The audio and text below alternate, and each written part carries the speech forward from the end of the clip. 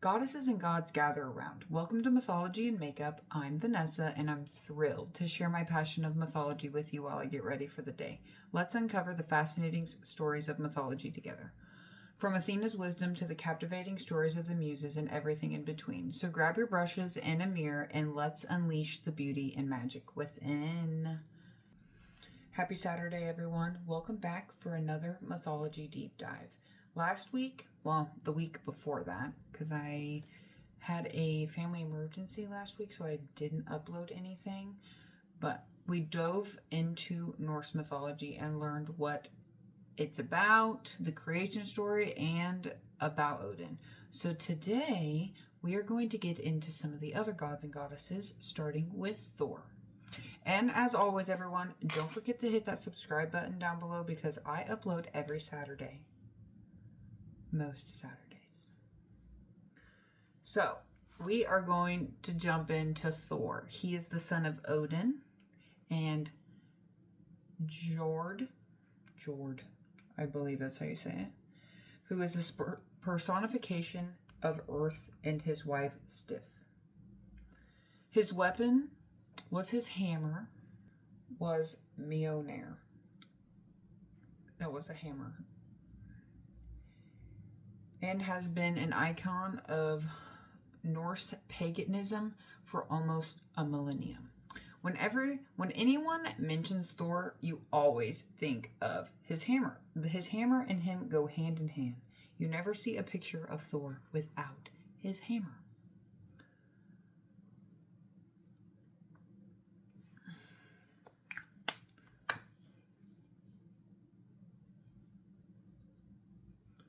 Thor had an impressive red beard, gloves made of iron so that he could grip his hammer, and a magic belt that doubled his strength when he had it on. Sounds like a real fancy belt.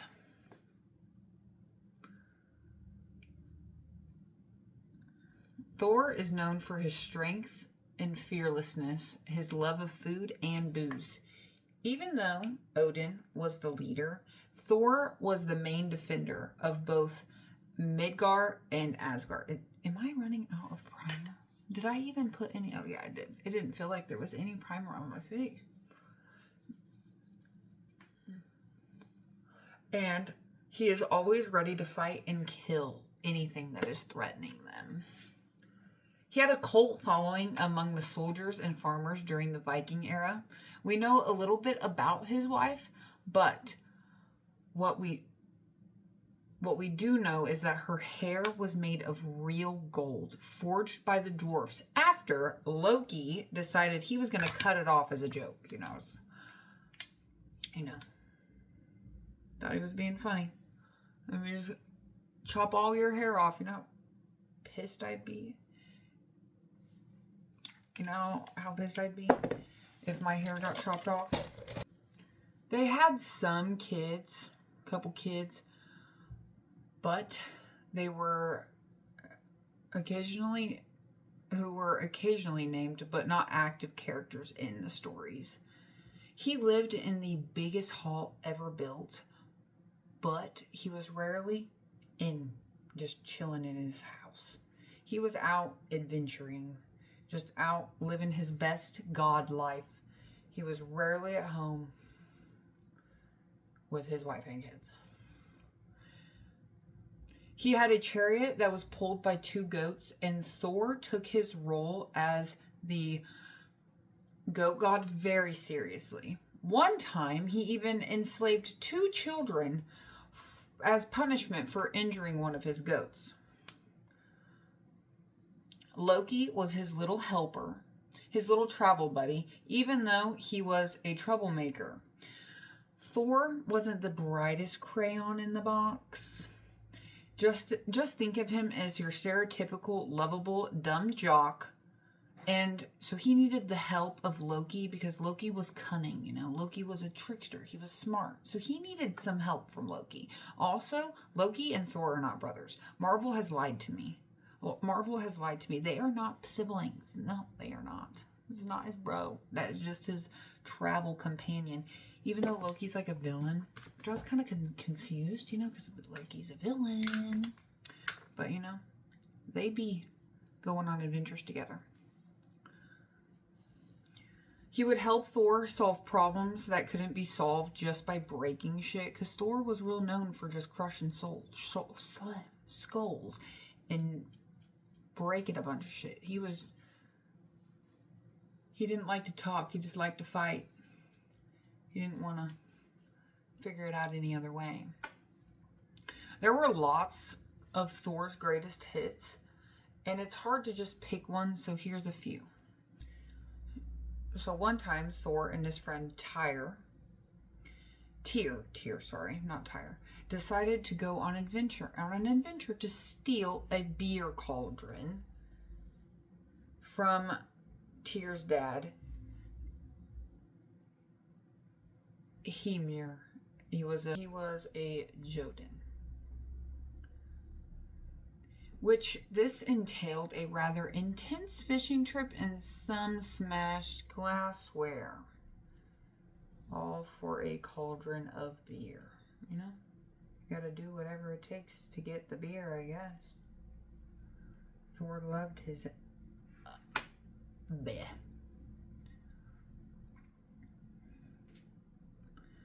One time, Thor's hammer was stolen.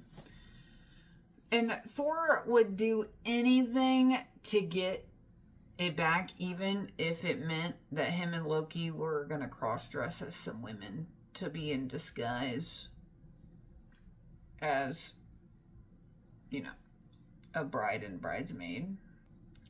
Thor might have not been the smartest, but he could dish out a witty insult or two when need be. He was the only god who could shut Loki up, and he could hold his own against the slander and taunts of the mysterious ferryman named Greybeard.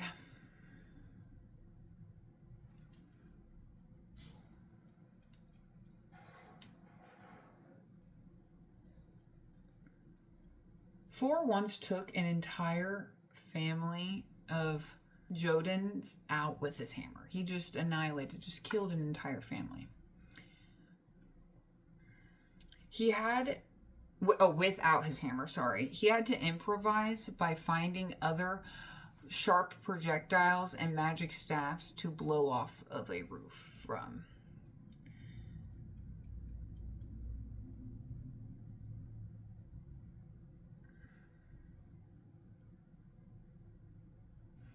Screamier challenged Thor's strength one time by having him complete a series of magical tests. Thor was so focused on proving himself that he did not notice that he was being tricked the entire time. Thor's reputation as a Jotun killer definitely precedes him. He was both feared and respected by most everyone. Everyone was like, okay, Thor. Yes, Thor. Yes, almighty Thor. I don't know if I just want to do a liner look today. Yeah, we're just going to do a liner look today. He is possibly the best god that embodies the Old Norse word Drengr. I don't think I'm saying that right. But it basically means someone who is tough and dependable, who follows through on oaths and threats, avenges insults, and above all, is never a coward when it comes to conflict and violence. Which basically just sums up all that masculine ideal, all that is a masculine ideal of the Viking Age. Loki, on the other hand, he was the complete opposite, which is why the Thor-Loki duo is just so entertaining.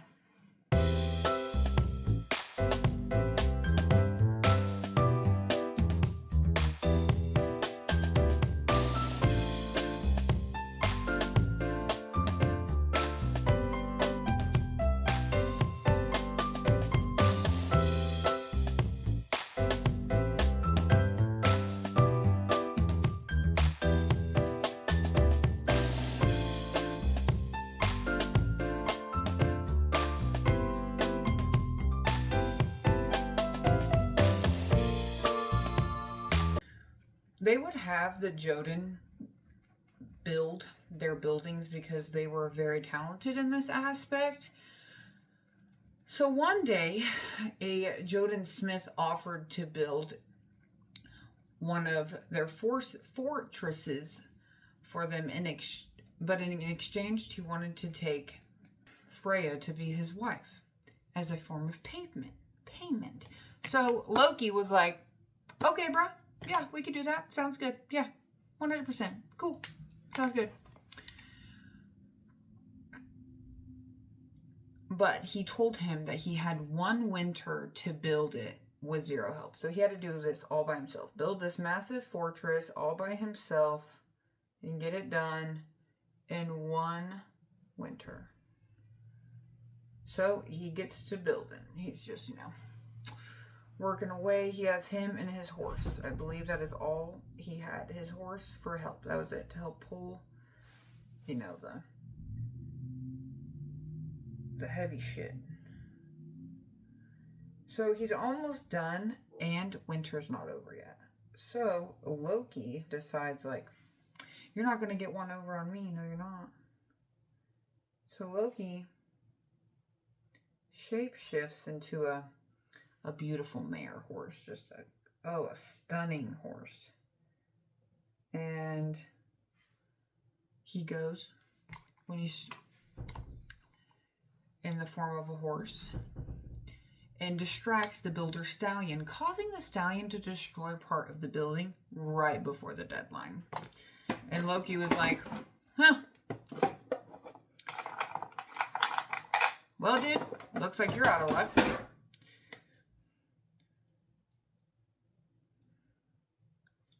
And since the builder did not complete the project in time, he forfeit all payment. During this time, Thor had been killing trolls when he returned home just in time to repay the builder for his failure by killing him, which I don't see why that's necessary. Like, that was not necessary at all. Not at all. Was not necessary by any means to just off the dude. You could have been like, oh, better luck next time. Go ask somebody else if they need a fortress built and make a deal with them.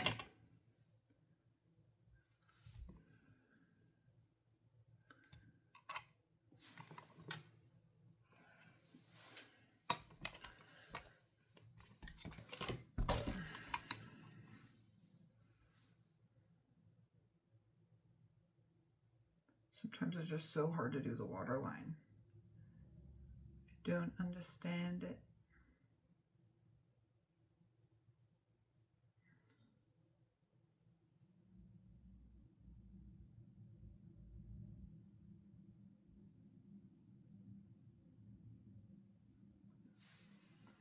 Oh my god, why does it look like that?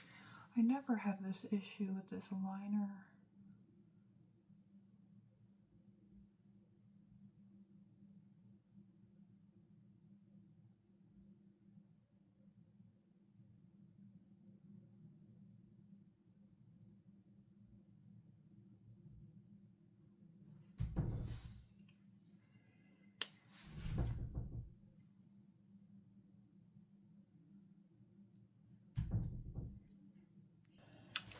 So next we're going to get into Frigg.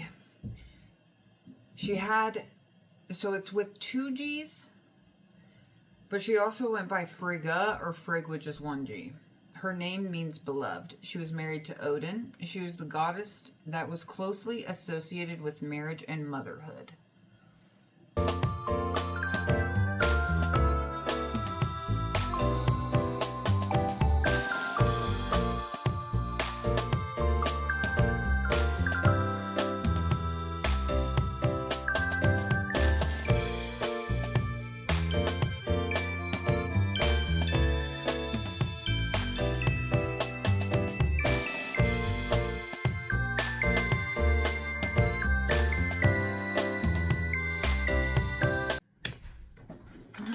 Rhinestones on.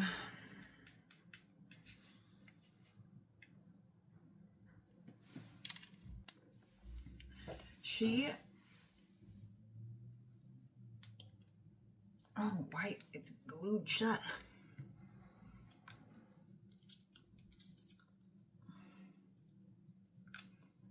Okay. She also presided over the Frensselier Hall. She was known predominantly via her connection with powerful and important men. Let me just put this glue. I need to get some new glue because this glue is old.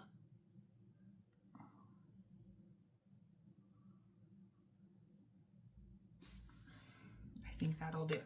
That'll do.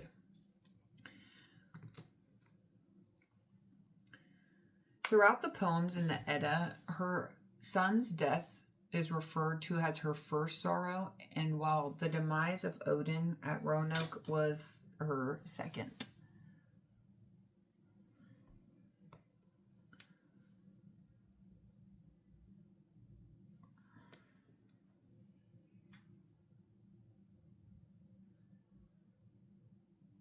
Oh my goodness. I put the rhinestones on my little mirror. Now I need the little mirror. That one was way too close to the other one. I put it right here. Like that. I think I want to put one down at the bottom of this line.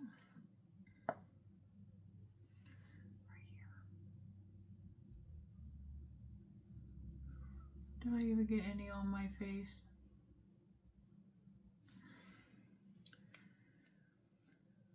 She also had a strong relationship with other women. She had 2 handmaids. Fulla, who was beautiful, a beautiful virgin.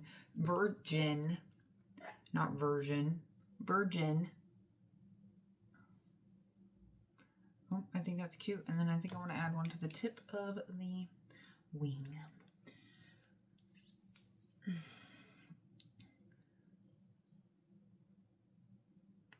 She would keep Frigg's shoes and was trusted with all of her secrets. Her other handmaid was Gina, G-A-N-A, Gina, who she would travel through the realms doing Frigg's messaging and bidding. She was a little messenger lady.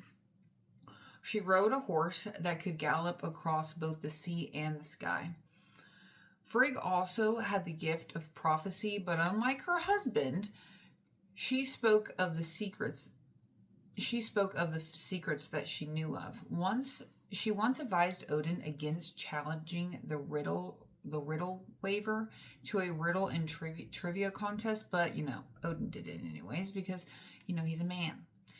There was a common trope in the Norse sagas, mainly with the humans. A woman would tell a man not to do something, and because something bad was going to happen. But the man was like, I'm going to do it anyways. And guess what happened? Something bad indeed happened. I'm going to do my other eye real fast, and I'll be right back. All right, I'm back. I don't know what was up with this eye, but that eyeliner was being a pain in my ass. A pain in my fucking ass. But Odin, with a trick up his sleeve, Odin had a little trick up his sleeve. The secret he whispered into Balor on his funeral, which the weaver would never know. But Frigg was not always a contrarian. She often supported and encouraged Odin. You can't be a Debbie Downer all the time. Sometimes you gotta support your man, which you should support your man. She encouraged his decision to test a king's hospitality. She lived up to her reputation for maternal instinct and motherhood. She convinced Odin and one of his Valkyniers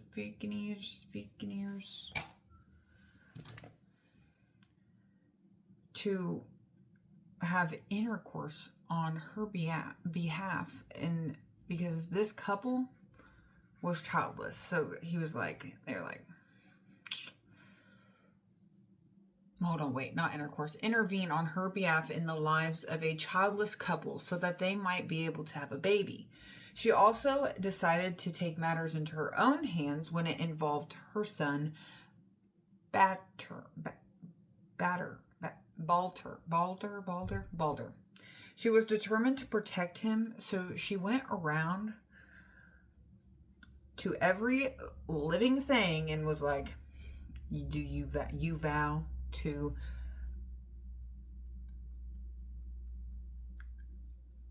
not harm him? But she didn't go to there was this one living plant, the mistletoe, who she felt was too little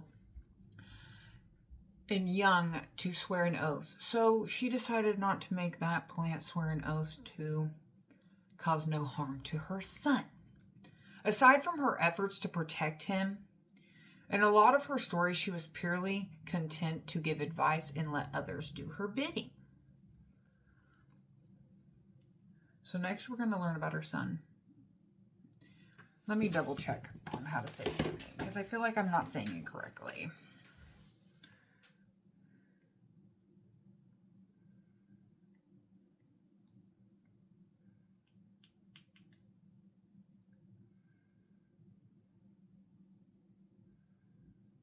Balder.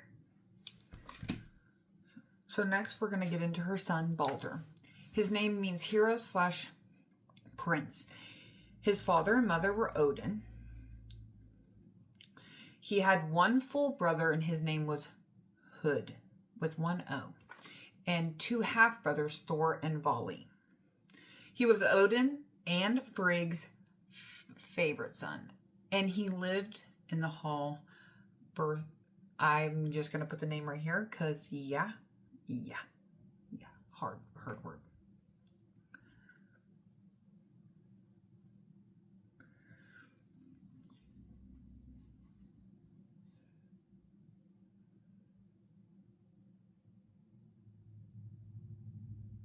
He was so handsome that light radiated from him, and he was loved and adored by all. But most of the stories about him are not about his adventures or his braveness in needs and battle, but rather his untimely, unfortunate death. Death. His death was what put Roanoke into motion. The story begins where he was being troubled by some nightmares. He was having nightmares. He was like waking up, cold sweats, waking up, fear. He was just not having a good old time. So Odin decided that he needed to search out an undead witch called Vova, to tell them what the meaning of his dreams were. So it was intertwined with the prophecy of Roanoke, and they learned that Balder did indeed foresee his own death. But he was so radiant and beloved by all the gods that, like I mentioned, his mom was like, no. So she went around, did her little thing, made everyone swear to be nice to her son. Why did I put contour bronzer on and I didn't put concealer on? What am I doing? It's okay. It's okay. Why did I do that? Why did I do that?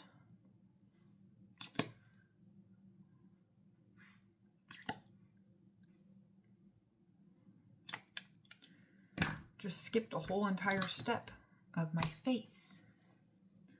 So after she got done doing, going around having all the living things swear to her,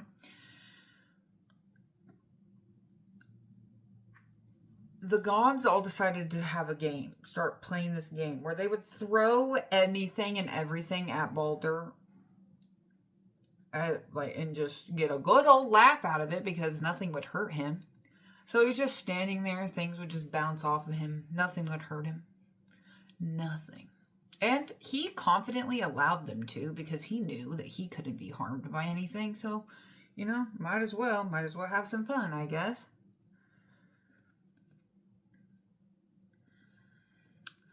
His brother Hood was left out of all the fun because he was blind and unable to see where he was going to throw it, where the thing was going to, where his target was, because he was blind. So they didn't let him participate in all the fun.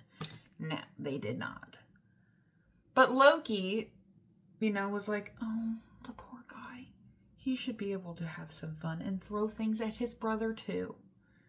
And so Loki went and grabbed the one thing that did not swear an oath to protect him, the mistletoe. So he helped Hood take aim right at his brother and threw it at him, and he died instantaneously, which I really want to understand, like, how did the mistletoe kill him?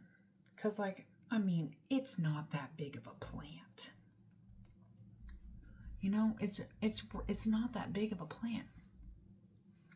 So how did this little mistletoe kill him? It's very interesting to me that this tiny little thing. Anyways, so I'm going on a rant. His death led to mourning and grief beyond measure. Odin, in his rage over the murder of his favorite son, cheated on his wife with a woman named Rind. And this immediately produced his son named Vali, who grew up into full manhood, just sprung as a full man in 24 hours. They're like, oh, hello, hi, hello. Guess we'll put this on again, I guess. Where did my fluffy brush go? Oh.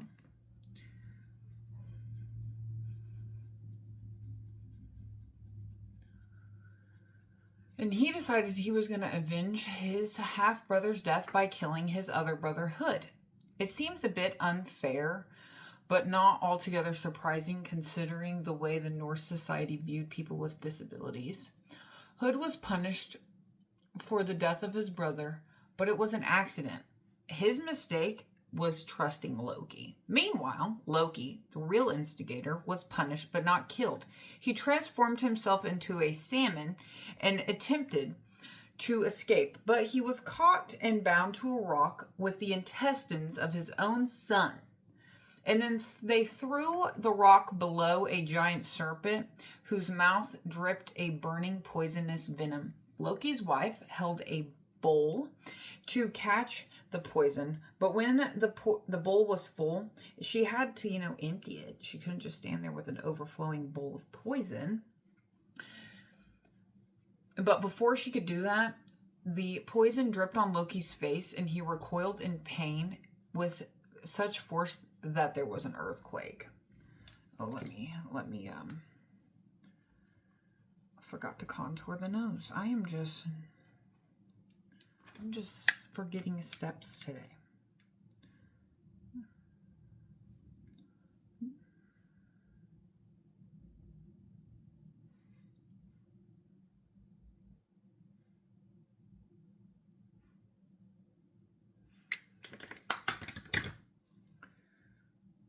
Upon Balder's death, his wife Nanna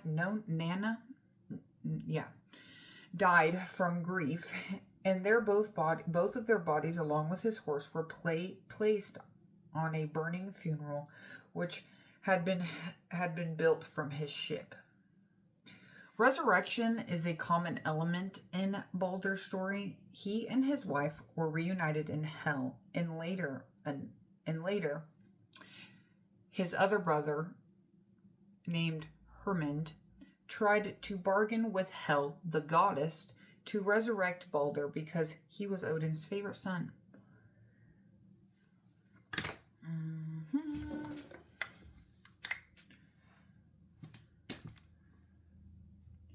Some blush on. That is a lot of blush, but it's okay.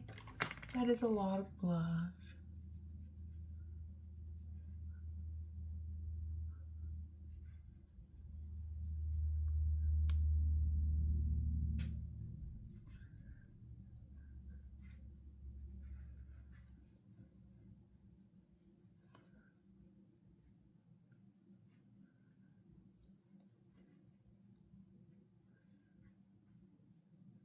All right, I'm gonna put my lashes on real fast and I will be right back. All right, I'm back. So we learn that after the events of Roanoke, the Vola predicted that the world would be reborn following the devastation,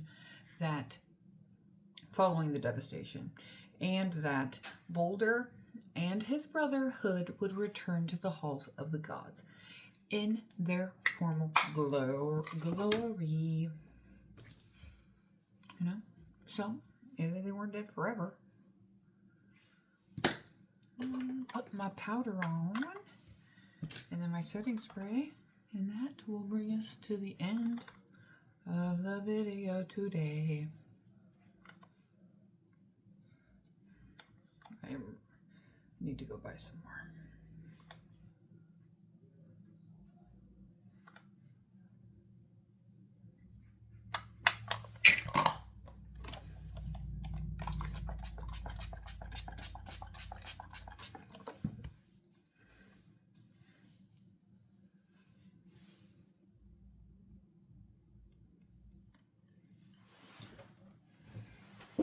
Alright guys, well, I hope you guys enjoyed my video today. Do we like the final look? It's pretty simple, but it's cute. It's cute. The orange to complement the hair as always. But I hope you guys enjoy the rest of your Saturday. Enjoy your weekend, and I will see you guys back here next week for another video. Bye guys.